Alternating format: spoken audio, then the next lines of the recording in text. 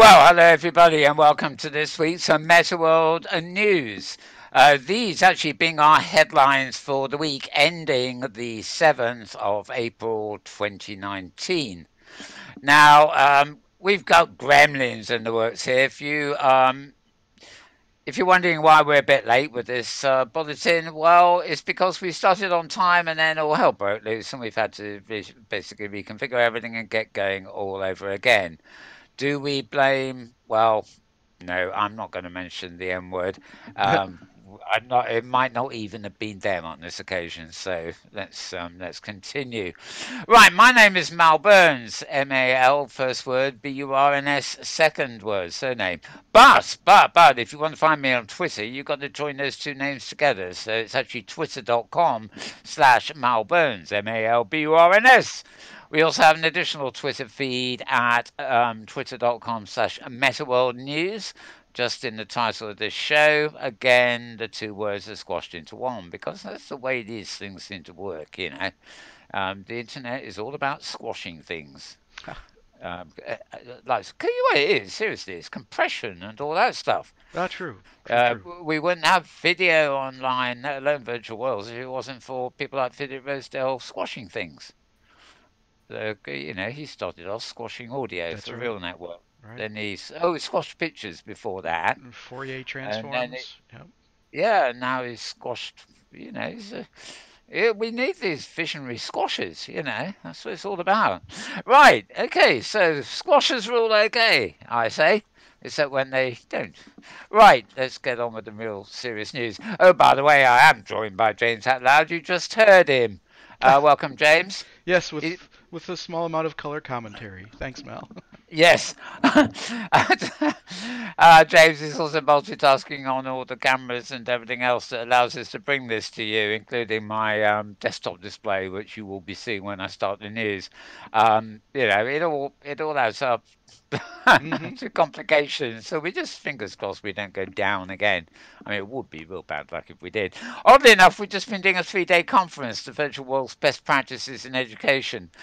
We filmed quite a bit of it. Officially, we were filming, I think, what was it, three keynotes and two above the book programs and a closing ceremony, but a number of other things too. And all was smooth for 3 days of, you know, what, 12 hours a day or whatever the heck it was. It's left us exhausted, but it didn't crash the systems. So why they had to go down just now, I have no idea whatsoever. Anyway, you will find at vwbpe.org various videos being slowly posted up, of all the events that happened at that thing. And if you were watching us last week, we had a interview with Felon Corrimal or Kevin Feenan, whichever, after the news last week, telling us all about that. So anyway, moving on to what is actually the news this week. Um, I'm starting with highlights on the twitter.com Mal Burns feed, and the first one I've got up from about a week ago is a post at vrscout.com. That's VR, the letters, and then scout as in Boy Scout, but all one word, so vrscout.com. And you're probably now seeing a picture of somebody in a space helmet, I believe. hmm It's certainly got that look to it, hasn't it? Yeah. The headline of the article, Short Doc shows how VR is changing the lives of the terminally ill. And there's not very much I can say about this. The film in question is called Child of the Earth. And it shows how VR technology is having a genuine impact on the life of suffering young people, including a 17-year-old Kevin Flores, who seems to be the main focus here. That's the front page of the video itself. And yeah, what can I say? All good. The kid in question uses Oculus Rift and touch controllers, although I imagine he could be using any more or less any of the headsets around these days. What is that stupid video doing sticking up on my screen there? Go, go, go away! I don't want to play that. Anyway, can't do anything safely these days, can you? Mm-hmm. Right. Okay. So go to vrscout.com to find out more about that little thing. It's a nice thing to see being done. Right. Moving on here, digitalbodies.net. So it's digital bodies, all one word, as you see in the title here, and then .net. This is all about challenges of VR, the cost, the social elements, and health concerns, etc. And it's got information from a recent YouGov, basically government web survey about challenges to adoption. Uh, and it's basically full of little facts and figures like the percentage of people who follow developments or think they're close to knowing about VR has grown oddly enough from 10% to an amazing 13%. Mm-hmm. Which to me implies that that doesn't even allow for viral gossip among people. Really, it doesn't really suggest that public awareness of the thing is moving in the right direction at all. But according to the article, it is moving in the right direction. But we still have a long way to go, of course. Um, right, okay. If you're interested in statistics, you can see a blown up version of this picture. No, we can't. Mm-hmm. I love this. Okay, as you can see, we don't get a blown up version of the picture, do we? We better just go back instead. Okay, there we Mm. are. Okay, that's the chart from Statistica on barriers to adoption, and those who are familiar with the technology and everything else. And there's a fair old bit here. A reminder too. I was reading this morning. This picture has reminded me that there's a viewer for some virtual worlds like Second Life and OpenSim called Control Alt Delete. Yeah, Control Alt Delve Mm-hmm. viewer, I think it's called, and it still isn't around. You'll have to. I haven't got the link handy. You'd have to Google it, but it still works. And although it's not state of the art revolutionary, it does actually allow you to view Second Life and OpenSim through a headset, basically. It's got all the little tricks that make it happen for you. Um, okay. Oh yes. So the point at the end here was interesting. The last barrier to adoption is the lack of quality content, which is probably says it all really. If there was more quality and viral content, there might be more interest in that side of things. Okay. So VR again. This is raising awareness of human trafficking through virtual reality. Um, Exactly what that picture has to do with human trafficking, I'm not sure. Maybe it's meant to imply a nice suburban street where it all goes on in the dark back rooms. I don't know. Radical Empathy Education Foundation teaches you how to spot a victim of human trafficking. And basically, I guess it just puts you in, yeah, VR called Trapped, a VR detective story, and it's designed to educate people so you recognize the warning signs of a person who might be trafficked, or being groomed. So, it's sort of, uh, well, it's heavy stuff, really. Mm-hmm. Um, yeah, uh, that's a documentary about it on PBS, I think. Uh, yeah, okay. So if you want more about this, you want to check out vrscout.com, the same link we had earlier, and /news/human trafficking awareness VR. But I'm sure you'll find it on the front page, or at least the front news page. Okay, moving on. Um, okay, this is at uploadvr.com. Now, this is about a piece of software called No Man's Sky, which it was very ambitious when it launched, and a lot of people didn't reckon on it. But it's actually had so many updates over the last year or two. It's getting sort of a bit more recognition now, and there is now No Man's Sky VR, which is basically the virtual reality headset version of the thing you play on the desktop. The reviews here actually suggest they've done a very good job of making it kind of seamless between the desktop and VR. Um, it was first released on PlayStation, in fact, and then the PSVR headsets, and apparently it's very good. The reason I mentioned this, or actually have this on my list at all, obviously, is obviously in terms of graphical detail and everything else, it seems to be quite a major advance. Um, but it's brought to you jointly by Sony and Hello Games. In fact, Mm. there are mixed feelings about this because in many ways it qualifies as a virtual world. It is so expansive and whatever, even though it's actually pitched as a game. So I think it's one of those things where you really can't say. I mean, we don't have interoperability between worlds and platforms yet. But if there was such a thing as a fully connected metaverse, you could sort of perceive this as a metaverse location or a group of locations. It's not strictly just a preset game. A lot of the content is constantly changing and unique. Anyway, the VR support is attached to the base game and functions right alongside all non-VR players in the same universe, complete with base building, terraforming, multiplayer, whatever, and other updates it's got over the years. And that is huge, says the reviewer. It's also very pretty world, or get well, very pretty, lots of worlds. A pretty platform, I think is the word. Anyway, so check that out at uploadvr.com for news on that, or just Google No Man's Sky for that matter. Right. Over here in the UK, yes, folks, I am in the UK here. You wouldn't know it because we're international and we're broadcasting on American time, but well, Pacific time, but what the hell. Doctors over here, doctors in the UK, are practicing emergency patient care using virtual reality. You'll find this at virtualrealitytimes.com. Now, this is the long words. Yes, virtual reality times. And what's more, it's all one word.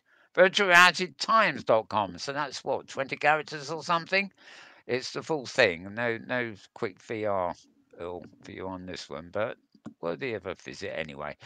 Right, doctors over here running through virtual reality simulations of emergency patient care for patients suffering from type 1 diabetes.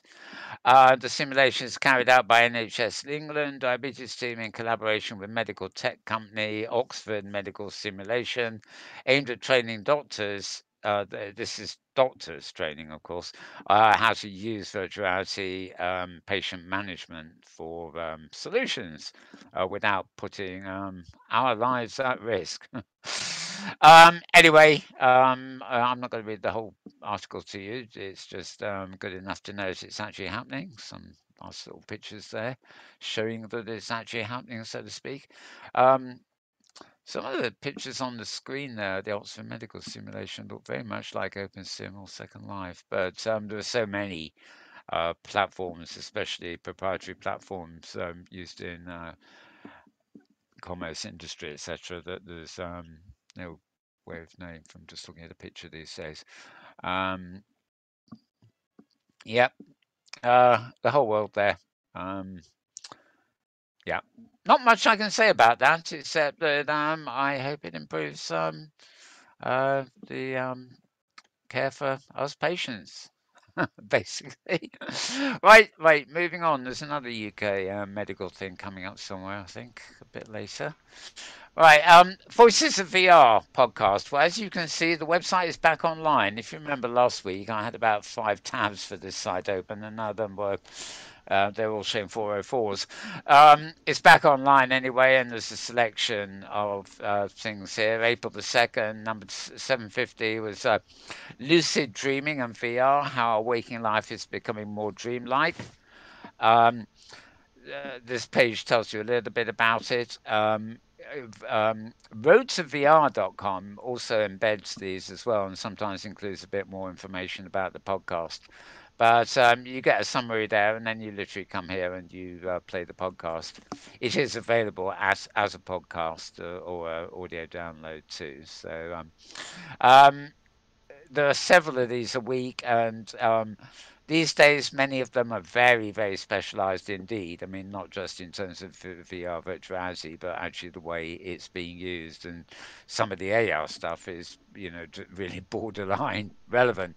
But it's a very good series of podcasts indeed. So I just tend to point out the ones that seem particularly pertinent here. Right, Valve. They make Valve is not a valve. It's put in a socket. It's a company. They've got an Index VR headset, which is well, they've got it. We haven't yet, but we will have because it ships in June, the 15th of June, and you get a clearer look at the headset itself. Once again, we have a kind of contraption. Um, Once again, not many soft edges by the look of it. Once again, takes up an awful lot of space on that thing called a head.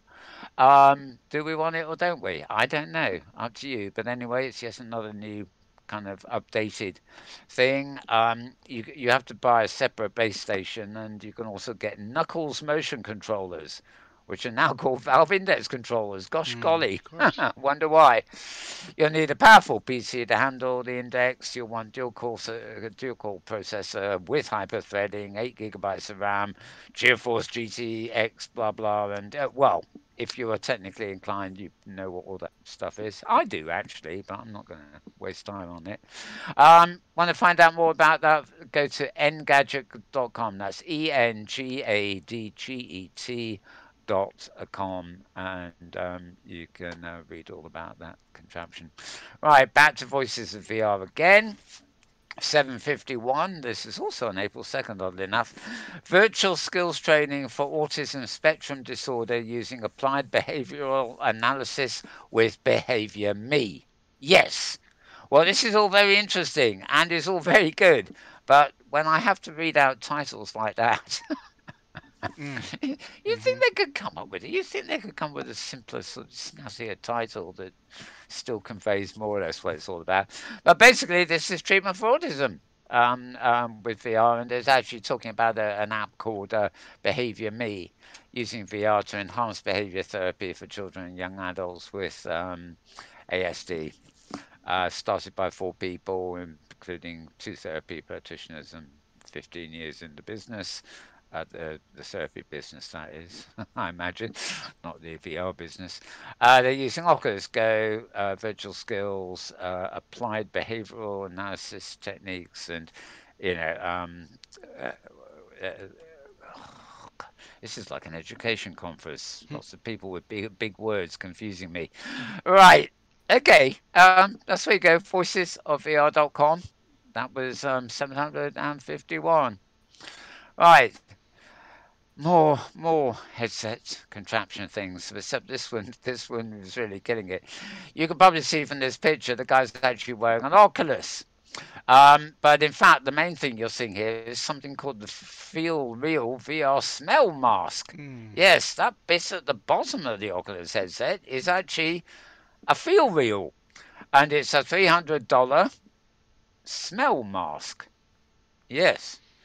Um, I think virtual reality is about to get a whole lot more smelly, they say. Yes, well, that's a good way of putting it, isn't it? I mean, if you've got something called the smell mask.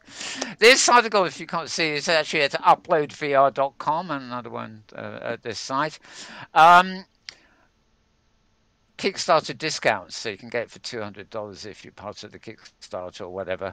I've read about some of these things before, and whether I actually it's had a first shot at Kickstarter in 2015, so might have covered this before. Um, on another crowdfunding thing. Um, Basically, it seems to have launched a new Kickstarter. So if you cough up $300, you're not going to get it. It looks like you pay $200 and you'll get a Kickstarter discount. You'll have to wait for the real thing if you want to pay more. Um, I sort of like the idea of this. I always have. I like aromatherapy and nice smells to go with various things. Ideally, the idea is you have a kind of electronic sort of aromatherapy kit, which like a printer uses 4 inks to mix together to guess every color of the spectrum. Well, not anything like every colour of the spectrum really, but basically it's a great full colour on paper. You mix light sources to get the same through on a screen. You know, you've got three lights there, RG and B, you know, making out the picture. These newfangled 3D printers, you know, you're downloading a kind of blueprint of a 3D object, and the 3D printer is spitting it out, and you know, it can use all sorts of different substrates. It can use components that produce a 3D piece of food, you know, with proteins and stuff in it, or it can be more of a kind of model that's spewed out in plaster of Paris type stuff. And the whole idea is you mix these substrates and stuff to get what you want. And the ideal situation here is that this smell thing, which in my opinion would sit just as happily on a desk if all you wants to smell, and it would use you know cartridges of, well, ink is not the word, but you know the equivalent of different smells that mix together to create the whole range of smells you might need. Now, my the drawback to this, in my opinion, it's not mentioned in this article. It's just my immediate feeling about this is that um, the idea of mixing these things together to get specific smells, it all seems to work apparently, and you can get, you know, rainforests, oceans, and all sorts of smells that you might want. But you have to actually configure the smells. There is no element of this that, to me, is true VR, because in true VR, I will be in a piece of software like the OpenSim platform we're on here, and I will be able to leave this stage, which will probably have a bit of a musky industrial smell, and I'll be able to walk out of the dome here and into a garden which has got lots of flowers in it, and then out into the woods. And as I made that journey, I would, you know, just as I hear birds chirping, and the bird noises are a bit different the more I travel and go uphill, then I would hope the smells would be the same. I smell flowery, you know, flower smells. They're a very strong smell, and they would gradually disappear as I left the garden and went more into the woodland. But in the woodland, I would smell wood along with the louder birds, and that's the way smell would have to work in VR to convince me. I wouldn't have to stop and you know, literally tell the computer or the device that's attached to it to sort of load woodland now because I'm leaving the garden, kind of thing. It would need to be There would need to be triggers within the virtual reality software to tell the smell generator that it needs to start generating new smells. And as far as I can see, we're a long way away from that. At the moment, it's just like a gimmick where you put, you know, you could put some burning oils on your desktop by your computer, and you can spend all day on your computer smelling whatever you're burning. But you know, if you want to change the smell, you're going to have to empty the bowl and add a new oil, or you know, you get the idea. Yes, don't you, James? Oh, I I am get down the the rabbit. general idea. Yeah. Yep. Yes, I know. You forgot to tell me That's I'm heading down the rabbit hole it's again. a lot of Yes. time on smell. Yeah, I know. Well, I'm a smelly person. Oh, I shouldn't say that, should I? I'm a kissy I cat in shouldn't say giggle I'm a at. kissy cat. Yeah, I I'm a should. kitty cat. I'm a That's kitty right. cat in second life, so no wonder I a bit miffy. Never mind. I Never mind. shouldn't giggle at a different technology, but I'm just trying to imagine the dorm rooms that I grew up in, and trying to imagine a device that can overwhelm Oh the, my the goodness. smell of human habitation. It could be it could have practical use too. I mean, if you're training people to recognize dangerous odors, that could be something certainly Yes, helpful. actually, yeah, I imagine, you know, the device itself may have many uses because you know, it's probably like, you know, if you're in a room, it's hard to identify multiple smells. But if you put something over your nose, like a mask, you know, that is feeding you a particular smell, then it's much more, you can perceive it better in isolation, as it were, and know what it Mm-hmm. is. Um, yeah, I just don't see it, how shall I say, connecting with what I think of as VR, which is the immersive environment that changes as I interact with it. Yep. There just doesn't seem to be. I'm sure one day it'd be possible to trigger different smells, you know, by your location of your feet on the ground, and some kind of platform that knows what we'd call resid in front of us. Right. Right. AI would detect a tree and a wood and would generate the smells for a tree and a wood, but we're a long way from that. Indeed. Yep. You know, uh, for sure. Anyway, more about the smell mask from Feel Real. And that wonderful picture showing that a headset can be double the size and just as monstrous. That's an upload, VR.com. And let's get rid of that. It's beginning to stink. Right. Sorry about that. Digitalbodies.net. We've been here before and we're back here again. This is nothing to do with Ebby Dome. I don't know why I thought it said Ebby Dome when I read this first.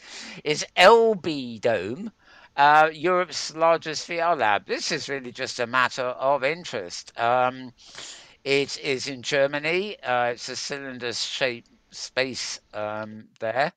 Built in 2016 as a 3D projection sphere and recently been upgraded and modernized, and it's now Europe's biggest actual, virtual reality lab.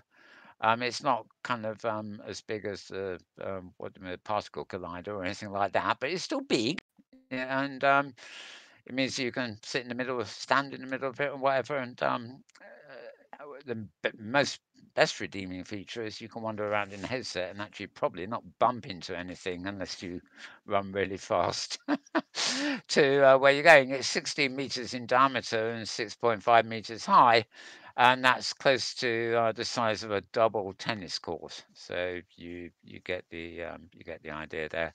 There's in a video you can click on here to look at it a bit better. And that's how it looks on the outside. So it's just the actual lab is that round. The virtual reality environment is in that round thingy, the cylindrical thing. No, it's not in the car. Right, it's not in the big block either. It's in the round thingy. So there you go. VR labs in the future. Enough of that. You're not going to have one of those in your home, that's for sure. Right, VR 360. This is actually a site called Virtual Reality, two words but squashed into one. Dash Newsnet. So virtual reality news.net.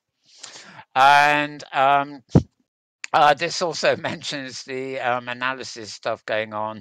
Um, remember the positive stuff about Gartner. Uh, where are we? A new report appears to have put a dampener on the optimism. And what does it say? It's in the headline here. Consumers are less familiar and optimistic around VR today than they were in 2017. In other words, the new viral thing of the Oculus and the headsets that are coming out that probably picked up a bit of interest in 2017, which is 2 years ago, that has sort of vanished a bit. So as a dinner party topic, Oculus headsets are not really on the agenda anymore. Obviously, people buy them, and the take up has been whatever it is, but it's not a viral topic of conversation anymore. And of course, if it's not a viral topic of conversation, the interest kind of sort of wanes a bit. Um, so here we are. Samsung was the brand that most people associated with VR, which I think is rather funny because they're probably the worst of all the brands. I've never yet, well, I haven't had a VR headset from Samsung, but I've never ever bought a Samsung product yet in my life that hasn't been a complete disaster. Their Blu-ray players, their TVs all break down after 6 months, and that's my opinion. Sorry, I'm rabbit holing again. Where are we? Less than a tenth, 8% of those polled could identify Sony or Oculus. Um, Given prompting, the response rate for Samsung doubled. Right. Well, um, what can I say? Reports, polls. Yep. It makes You sense. know, Yeah. yeah, it's just another one, but what the hell, it's sort of The it's cycle of how technology goes. The trough yeah, of disillusionment and the hype cycle. Yep. yeah, exactly. I mean, we had a poll over here a couple of years ago now, and you know, um, it was called Brexit. and that has definitely entered the trough of disillusionment now. It's sort of not really inclined to sort of pay much attention to polls. They all seem to be based on distorted facts and Mm, everything else. Let me yeah. put that away before I say something I shouldn't. Right, Nat Smarting wants to change the way you interact with augmented reality environments. Was this yesterday? I think it was at the end of the week anyway. This is about new AR controllers sparking a lot of interest with big tech companies. Um, this seems to be a thing a bit like it's not at all in function. It's not at all like a Leap Motion, but in a way, um, a similar sort of thing. It's an independent device that could be made to work with other things. So just as a Leap Motion is supposed to sense movements of your hands, you plug it into a Mac or a PC or any device, and it's an input device, a bit like a mouse. It's not a platform in its own right. You don't go to your workstation and say, "Oh, I think I better load my mouse for this." It's just an integral part of the things we plug in. And this augmented reality controller aims to be a sort of thing. It's a device he calls a scroll wing, and it's wearable technology created when he was a student at the Royal College of Arts, which was 2 years ago. There's a video you can click on to see the interaction. But the idea is it's got, although it's just like a little ring, you can buy it. You don't have to get married or anything to wear it. And it's got a whole array of motion tracking sensors inside it, including accelerometers, gyroscopes, magnetometers, and the whole thing weighs 16 grams by the look of it. That actually feels a bit heavy for a finger, but I don't know. Um, 4 hours of usage, 1,000 hours of standby, and charges in 90 minutes. So it's not that free form there. Anyway, you can find out more about this at vrscout.com. This actually sounds like a rather interesting thing to have. I mean, I wouldn't think twice about, as long as it's an economical price. I mean, I would go and buy a ring. It's like buying an Apple Watch, or it's far more agreeable thought than a headset. Yep. To be honest, it's even more agreeable than a pair of glasses. To be honest, um,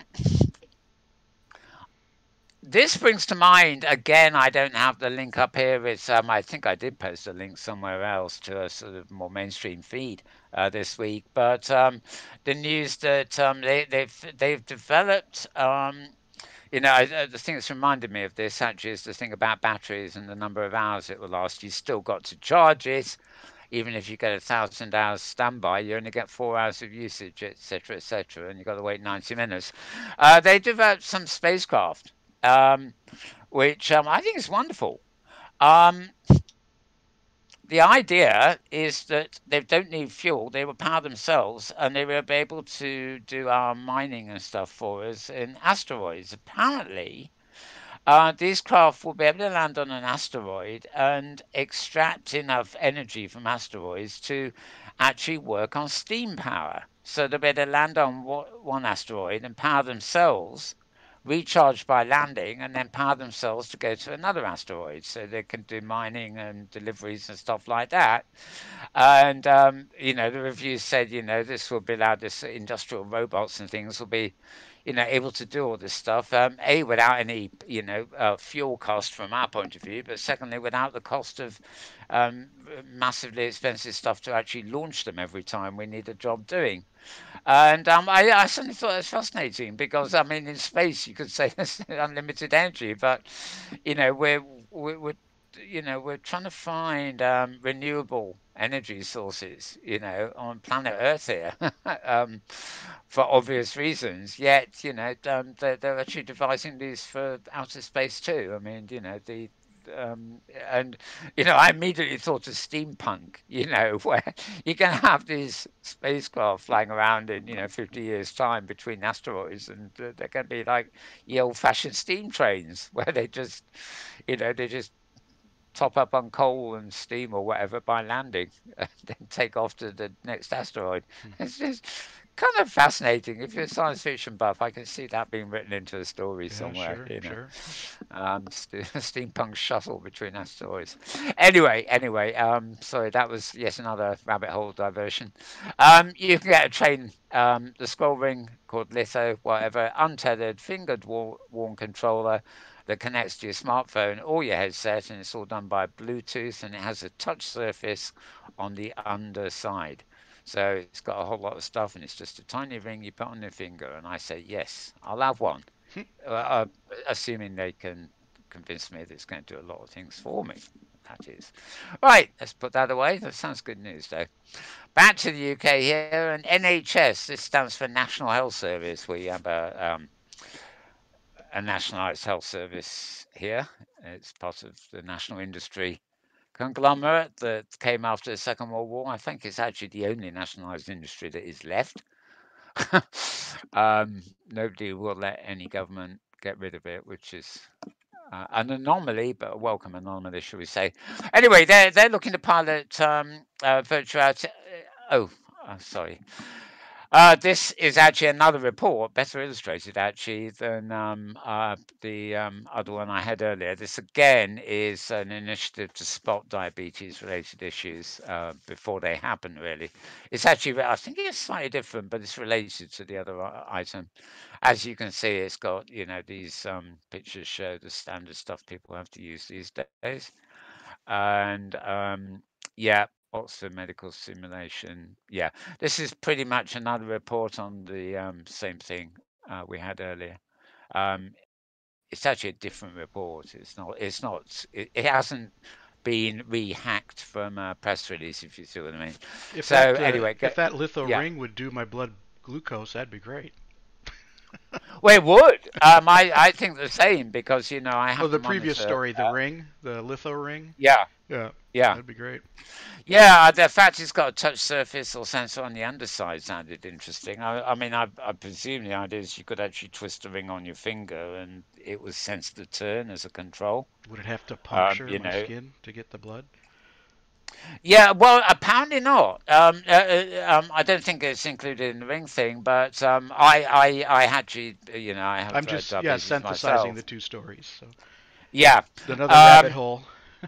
I have been told. No, I mean I have been told because I've asked about this. I mean. This puncture-free blood glucose sampling is on its way. There are devices being trialed already. They don't they don't stay on you permanently, but they somehow detect it through the skin without puncturing. Um, and the consultant I was talking to was going on about, the not too distant future where you won't even have to inject insulin if you inject insulin because they'll have these sort of built-in pumps that make it for you inside you, and they will work in harmony with a chip inside you that knows what blood sugar is. So it will read your blood sugar level and it will automatically release the amount of insulin or whatever that your body actually needs. So not only will be the pinprick sampling be gone, but the injections of insulin be gone too. Sure. So Yep. mind you, it does sound like they have to open you up or stick a needle in you to stick this thing inside you.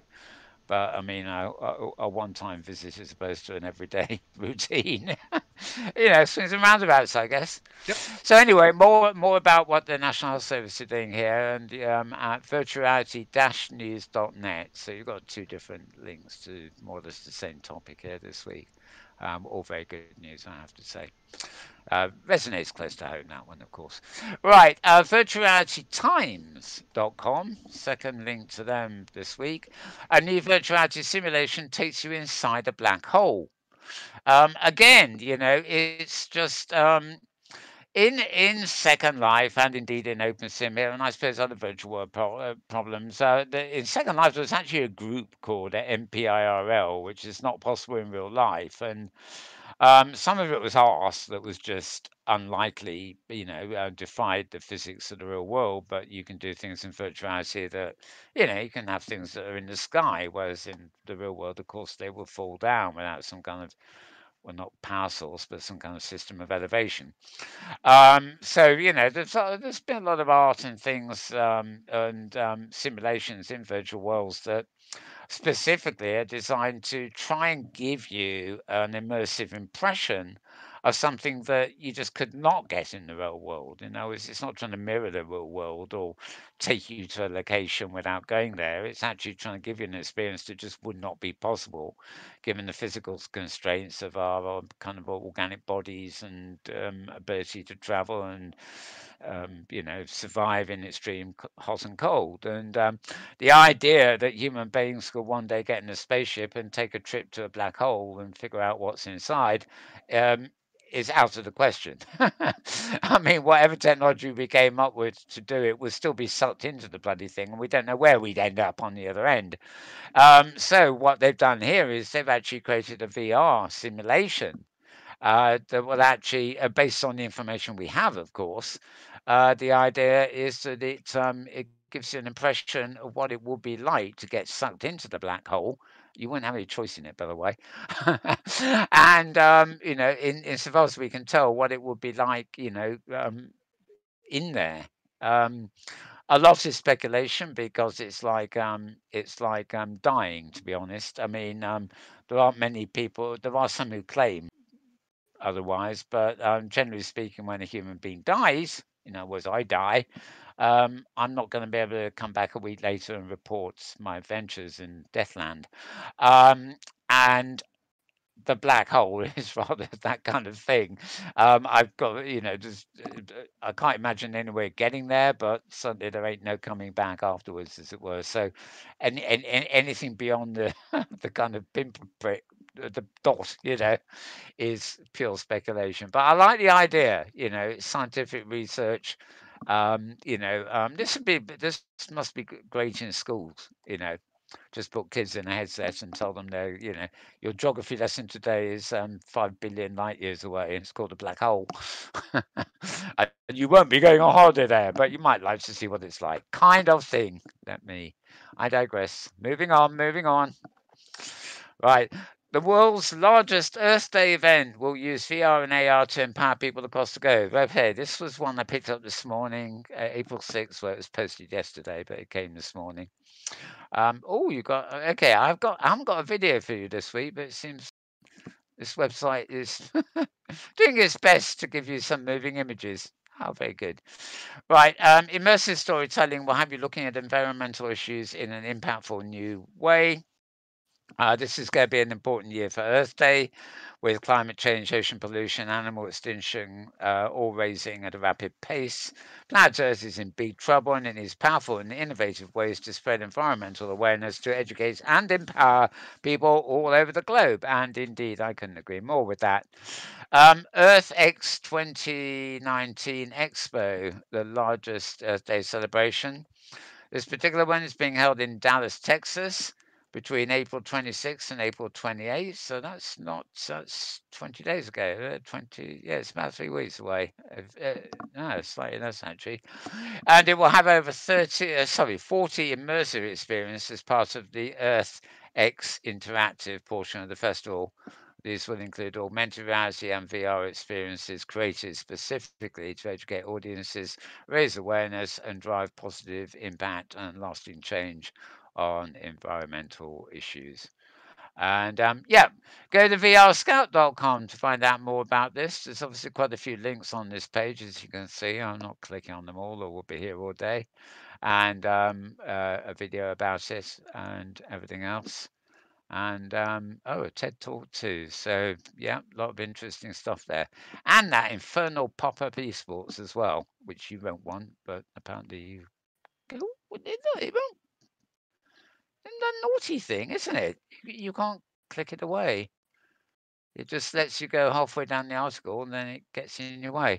Okay, bad news, that's.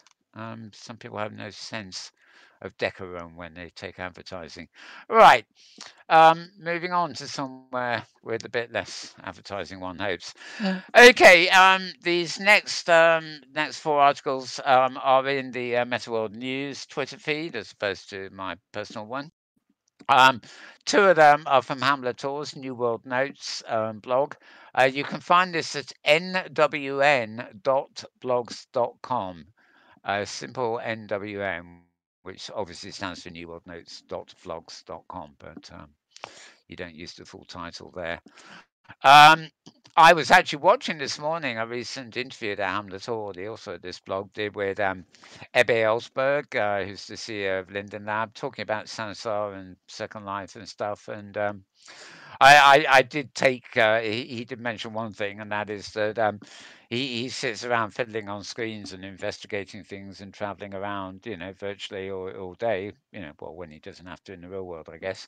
But, he says he does it all on screen, and he only picks up his VR headset to actually, if he's actually meeting somebody in world and needs to talk to them for 5 or 10 minutes. That really enhances the immersion for conversation and being with somebody in a room. But most of the time he doesn't pick it up. He just puts it on for those specific few minutes, and most of the time he just navigates on screen, in a 3D rendition of on a 2D media. And I must admit, I sort of sympathise with that. I thought, well, if I had a tethered device by me, that's probably what I would do. I'd leave it hanging, hanging somewhere like a audio headset, and I just put it on when I needed it. I'm broadcasting at the moment, and I'm wearing a broadcast headset. But as soon as this program's over, I take it off, and I won't be wearing it again until I need to either be on an intimate, voice call or do another program. Simple as that. If you don't need it, don't do it, kind of thing. Anyway, back to Hamlet's blog here. Um, he's got a posted video there about Dual Universe and their version of the metaverse, and they actually see the metaverse as like a mixed reality game, but kept separate from the real world. So their view is that a metaverse would always be distinctly separate sort of thing from the real world, as opposed to um, say, well, it says here, their vision of the metaverse is markedly different from that of, say, VR chat, high fidelity, or Second Life, where the real world and the virtual world freely intermingle. Apparently, a dual universe doesn't like that either at all. They think they should always be completely separate. So go figure, go figure. That's their idea of whatever. Apparently, it's a very nice experience, dual universe, but I think half of the thing about virtual worlds and immersive environments, social worlds, as it were, is that not only are they social and have lots of people in there, but they all mentors. It's like making a Skype call or something. You can meet somebody in an environment, and it's enhancing what you might do in the real world. You might want to demonstrate something to somebody using simple building blocks like brims or something, and the other person sees it and talks to you and collaborates with you, and that's really an enhancement to our life in the real world. The idea that somebody's determined to make virtual reality something completely separate goes against, it's like all digital tools. They're really meant to enhance what we do, augment what we do. So um, I don't fully understand why Dual Universe has got, this thing against the real world. But we'll find out. Okay, that was at nwm.com. Right, uploadvr.com also has a post here. Um, Oculus have decided. Oculus, of course, is owned by Facebook, and they have Facebook Spaces and things. And despite owning Oculus, it's all kind of a wee bit behind, the state of the art virtual worlds. But as you can probably see from this picture, I mean, they've actually started designing expressive avatars, which have simulated eye movement and better lip sync, which is very important. When you see avatar movements can be fairly random, and it's not like looking at somebody on Skype and knowing them from their eyes alone and their face. But it livens them up a bit. But but when you're actually talking, I mean, as you can probably tell from this video, the fact that my mouth is moving, my avatar's mouth is moving in sync with what I'm saying, makes a hell of a lot of difference. It embodies the avatar with a slight semblance of something real, even though it's not. So eye movement, lip sync comes to Oculus. I gather these things are the Oculus Avatars launches today. Yeah, it's called Oculus Avatars and it's free for any VR developer to use. So I think the idea is that if at the moment these demos show it just in Oculus, but I think the idea is you might create an immersive experience that you sell on the Oculus Store.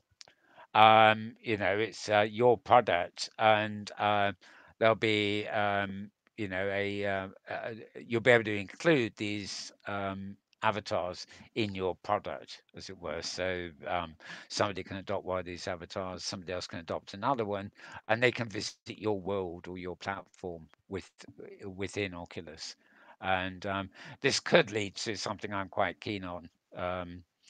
Not Oculus, but generally the idea of a persistent avatar. I like the idea that I can have an avatar that is potentially the same in high fidelity, in OpenSim, in Sciencespace, even in Second Life, and other platforms, because it's actually something that came up at the conference. Avatar is branding, some people are quite happy to change costumes and looks all the while and have a different thing in a different platform, but I like to think that I'm recognizable and will be recognizable as a brand wherever I go. So having a different appearance in one platform from another, just I find that very disagreeable in theory as well as practice. So the idea that people using Oculus headsets may actually have a sort of almost like a built-in avatar that will be the same in different places when you're using the headset. They could be onto a very good thing there. Um, Although, of course, it is the Facebook. Uh, uh, I don't know what do you call a corporation I that's don't know that if you want big? to go there. It's a good giganticus, gigantication or something. They are just so big. I've never liked the idea of an organisation of that size can potentially controlling all this, and there's a danger that they will monopolise virtual worlds like they do social media, should we say? But that's to the future. But I have to say, these avatars look um, fairly nice. They're not hyper real, but they are sort of realistic. They've got a lot in common with High Fidelity's avatars, I think, or at least High Fidelity's default avatars. So we will see. Anyway, so that's Oculus's expressive avatars coming your way, or already here, in fact. Back to NWN, New World Notes again, nwn.blogs.com. And another piece from Hamlet, an embedded video and some comment on it, really. Watch how virtual worlds like VR chat make it possible for people to share tremendous real life pain. Interesting, this. I mean, obviously, we don't have the tactile, the haptic inputs necessary yet to really, you can get little sense of touch and things like that, and you can get very strong emotional things. So, emotional pain could be, transferred to the virtual. I'm glad we don't. Can you imagine going into games? It's bad enough having griefers already. What if they could actually whack you on the head and you feel it? Please, please. So I don't know that I want virtual reality pain. Thank you very much. But they have this Bugs Bunny avatar is a VR chat's best embedded reporter, and he and a Winnie the Pooh. I love this. Bugs Bunny and Winnie the Pooh share a cascade of brutal stories from real life, starting with an FBI raid on houses, family abuse, mother's meth addiction, and from which point it just gets worse. But then it says in the end, possibly better. Yeah, so quite interesting. Hamlet recalls a story where he was talking to somebody. I think this was in Second Life a year, about a decade ago, when he was just talking to somebody and found out they were homeless. Given 10 years ago, I don't know how a homeless person actually got into Second Life. Um, don't mean in terms of censored, but we didn't have mobile technology then that would have got anybody into Second Life. So who knows? Who knows? Anyway, interesting piece there. A lot of references to. And then this is my final one for today. This came literally in today. I was actually filming Leah Lobo and Barbara Truman and various other Andy Stricker from Air University and NASA Jet Propulsion Laboratory. They have on OpenSim here. They have virtual harmony grid, and they were talking in Second Life at the conference about I think they call it Blue Mars, or as opposed to Blue Yep. Skies over Mars. This is it. Yeah, I did film that, so it will be online if somebody else didn't. Somebody else may have filmed it anyway, so I'm not sure. Um, but very interesting indeed. This is just a little blog post that summarizes it and has a kind of few pictures. But this is actually a fully fledged sort of multi-region type scenario at the moment where you can, you can be on Earth and then you go to a barge and I think it is, and then you take off in a rocket, then you go to the International Space Station, then you have a journey to Mars, which they do state is a bit unreal because you get to Mars in about a day instead of a year. And then you have the Mars landers and you have the domes and things on Mars, and then you have the underground builds underneath the domes on Mars because they reckon they can, while they're terraforming, they will need to build, habitats underground, and the whole works. And then you can take a journey back to Earth again and splash down. Um, oh yeah, I think you splash down in a reusable off rocket, which doesn't actually splash down. It kind of reverses down and lands on a barge, um, keeping you all nice and dry, which probably doesn't matter one iota after a trip to Mars. But there you go. I was telling you yesterday, oh, I've got to get over there and literally spend a day with you, and you can take me around this whole thing, maybe film bits of it as well, because it is obviously. I had been to bits of this before, but it was just like teleporting into something that was showed the Martian surface and various huts and domes and Yeah, they things. hosted a couple safari events. Yes, indeed. But this now obviously has become far, far, far more extensive. It So looks amazing. c- can't wait to visit that. Yes, and Leah, of course, is a great friend of ours. We haven't had her on for a long while, but often been on our own world review show when we did it more regularly. So yes, yes, indeed. Well, that seems to be it. If I click on any other tab, it's going to be totally irrelevant. Okay, So I'm going to put that away, and people can look at the pretty picture of a Mac desktop instead. very nice. I actually thought of I thought if I could actually get the picture that his desktop's made out, I might put some lettering in and call it a news burst or something, because the whole thing is like it's an off-center picture of a burst of color, and that's there's sort of space in the lower right, where I could have a thing saying news burst or something.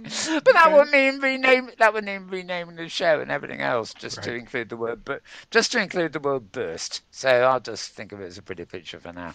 Anyway, James, your thoughts on all that lots and anything else for that matter? Maybe even any comments you have about the conference during the week. Yeah, sure.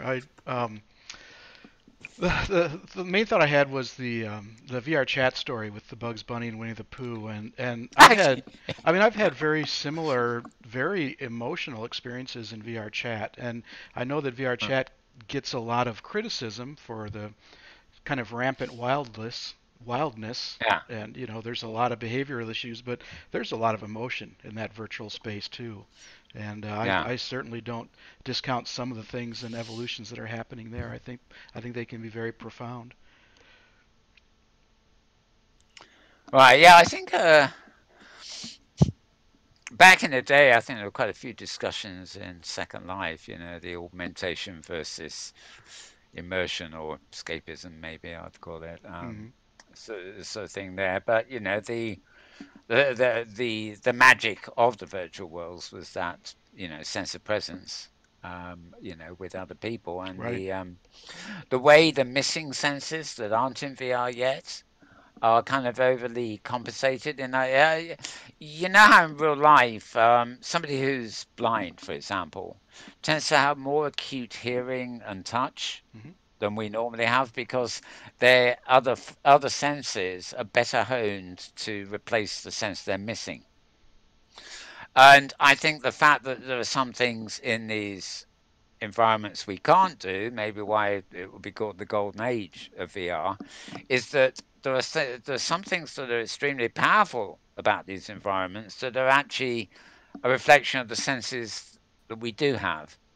So we can talk to people and we don't see the real person and we can animate, but we can't give them a real hug and things like that. So, in fact, we get a lot more emotion out of a conversation with somebody randomly in somewhere like Second Life or OpenSim than we might in the real world.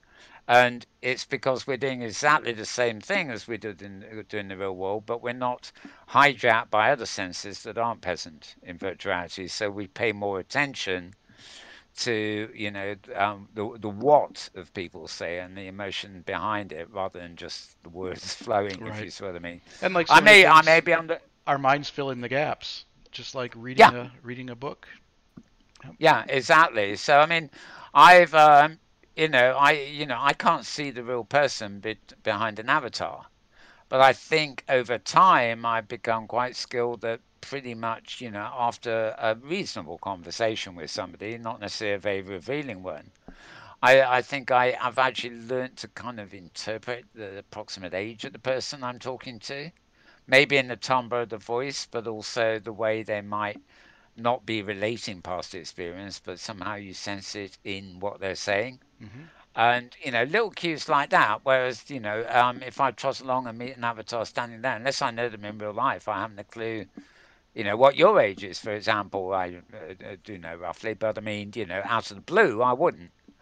Yes, after a prolonged conversation, I will probably begin to interpret that. And I think this is very much the same if somebody is in a kind of a loose thread emotionally or, something, maybe they're coming to escape and, it's like a lifeboat for them, but you can still detect that something's going on.